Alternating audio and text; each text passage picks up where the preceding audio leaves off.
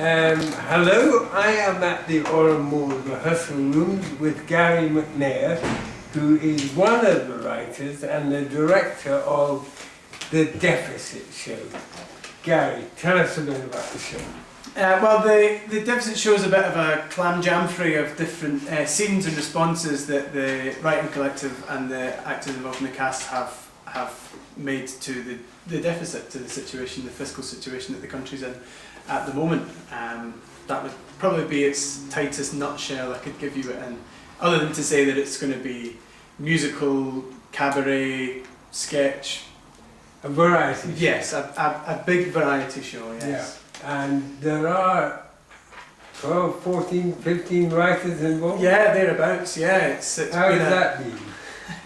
It's been great. I mean, it's been a process like we did with the Jean-Jacques Rousseau show and Demons, where writers have donated things or submitted things through the Dropbox system, and then everyone has the right to respond and edit and fuse together different scenes or inject with information or to add a one-liner to, or really take on a collaborative spirit with our work and respond to each other's and offer your work up to everyone else to do with what they will for the benefit of the show.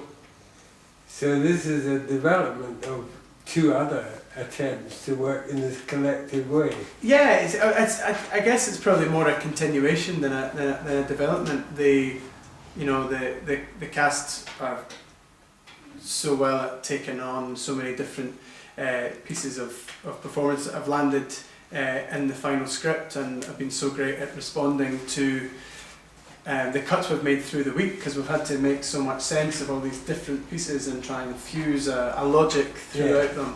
And so yeah, I should point out very quickly that the cast are all sitting behind the camera. Say hello, everybody. One of the reasons why Gary is being so nice about it. That's not but true. I can tell you they're very, very good. They have been brilliant though. They've been great, and so responsive to script changes, because inevitably there'll be things that you'll say maybe 2 or 3 times because they've started off in a couple of different sketches, and so we'll have to lose a joke or a scene or a moment that somebody might have otherwise previously been enjoying performing. You've got to make. You've managed to take quite a humorous approach to a very painful subject. Well, you've got to, don't you? You've got to try, and if you want people to think about it, the best way to access it is through humour, really. Right. It gets people thinking about it, gets people to enjoy it. I think if we went out guns blazing and pointing fingers and shouting, then there's a potential that we could make people switch off, and we actually want people to listen. We want people to think as a result of it. So if but there's also an element of agitprop, and I suppose 5 or 10 years ago everybody was saying agitprop is dead. It's dead in the water. Long live agitprop.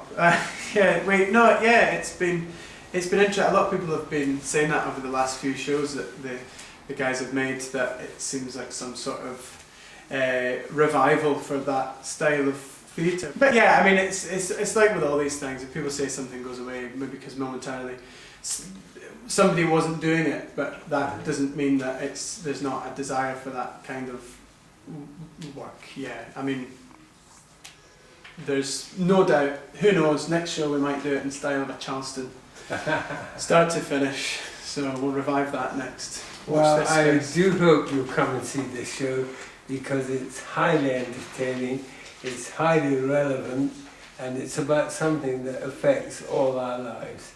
Thank you very much, Thanks, Gary. Cheers. Thank you, the cast. Thank you.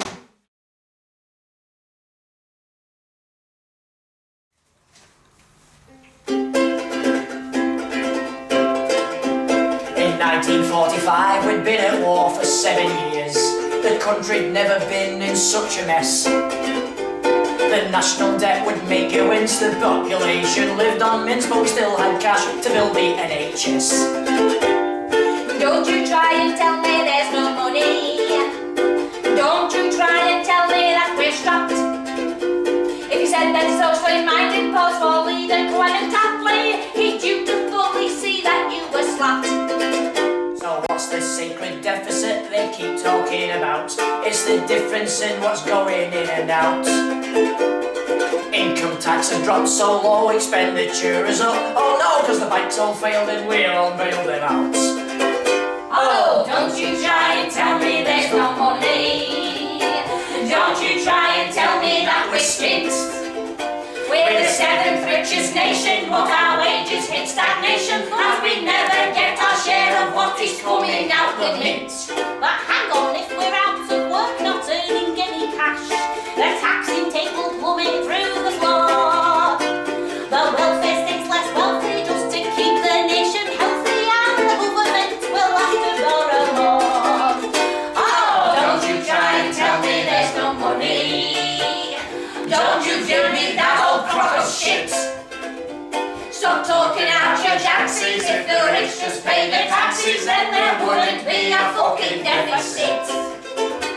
But really, this deficit is all just smoke and mirrors. But nonetheless, it keeps on getting bigger. As the nation cuts your benefits, sells assets off to some rich prick, can you try and guess the final figure? Oh, don't you try and tell me there's no money. Don't you try and tell me that we're through. I'm sick of putting up our dues for what they're trying to do. A brand new way to keep control of you. It's a brand new way to keep control of you. It's a brand